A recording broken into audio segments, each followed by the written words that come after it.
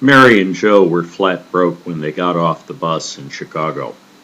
They didn't know anybody, and she was expecting a baby. They went to a cheap hotel, but the clerk jerked his thumb at the door when they couldn't show a day's rent in advance. They walked the streets until they saw a police station. The desk sergeant said they couldn't sleep in a cell, but he told them how to get to a welfare office. A man there said they couldn't get regular assistance because they hadn't been Illinois residents long enough, but he gave them the address of the emergency welfare office on the west side. It was a 2-mile walk up Madison Street. Someone gave them a card with a number on it, and they sat down on a bench, stared at the peeling green paint, and waited for their number to be called. 2 hours later, a caseworker motioned them forward, took out blank forms, and asked questions. Any relatives? Any means of getting money? Any assets? Joe said he owned a donkey. The caseworker told him not to get smart or he'd be thrown out. Joe said he was sorry. The caseworker finished the forms and said they were entitled to emergency CTA fare to the county hospital because of Mary's condition. And he told Joe to go to an urban progress center for occupational guidance. Joe thanked him, and they took a bus to the hospital. A guard told them to wait on a bench. They waited 2 hours, and then Mary got pains, and they took her away. Someone told Joe to come back tomorrow. He went outside and asked a stranger on the street for directions to an urban progress center. The stranger hit Joe on the head and took his overcoat. Joe was still lying there when a paddy wagon came along, so they pinched him for being drunk on the street. Mary had a baby boy during the night. She didn't know it, but 3 foreign-looking men in strange, colorful robes came to the hospital asking about her and the baby. A guard took them for hippies and called the police. They found odd spices on the men, so the narcotics detail took them downtown for further questioning.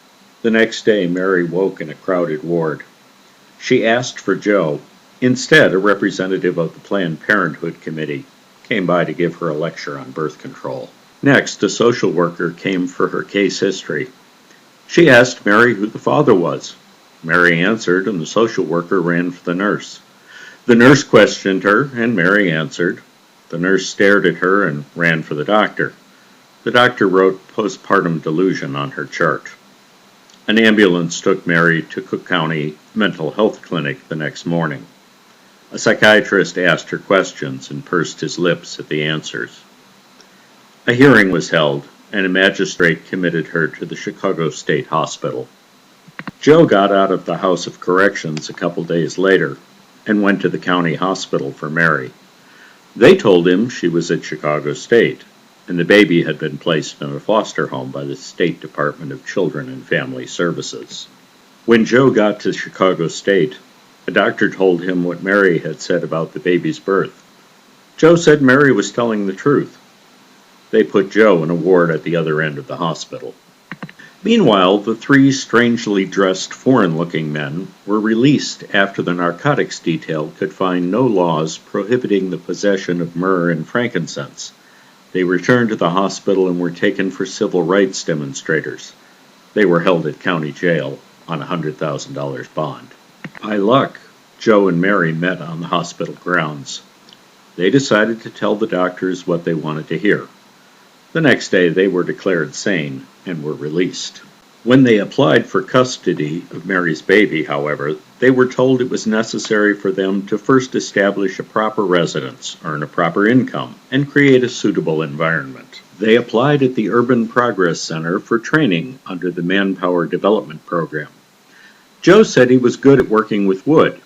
He was assigned to a computer data processing class. Mary said she'd gladly do domestic work. She was assigned a course in key punch operating. Both got $20 a week stipends.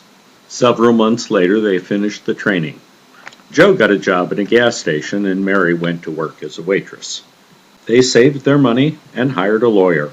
Another custody hearing was held, and several days later, the baby was ordered returned to them.